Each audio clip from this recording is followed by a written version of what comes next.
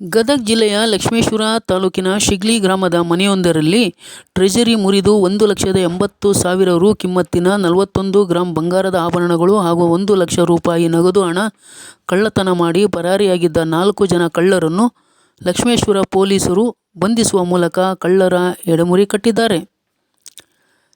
ಸದರಿ ಕಳ್ಳರನ್ನು ಪತ್ತೆ ಹಚ್ಚುವಲ್ಲಿ ಯಶಸ್ವಿಯಾದ ಸಿಪಿಐ ನಾಗರಾಜ್ ಮಾಡಳ್ಳಿ, ಪಿಎಸ್ಐ ಈರಪ್ಪ ರಿತ್ತಿ ಹಾಗೂ ಸಿಬ್ಬಂದಿಗಳ ತಂಡದ ಕಾರ್ಯಕ್ಕೆ ಗದಗ ಜಿಲ್ಲಾ ಪೊಲೀಸ್ ಅಧೀಕ್ಷಕ ಬಿಎಸ್ ನೇಮಗೌಡ ಮೆಚ್ಚುಗೆ ವ್ಯಕ್ತಪಡಿಸಿದ್ದಾರೆ.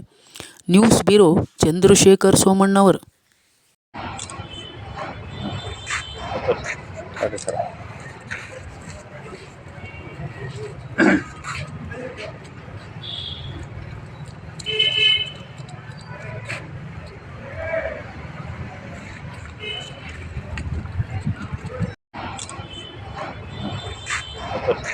Okay sir.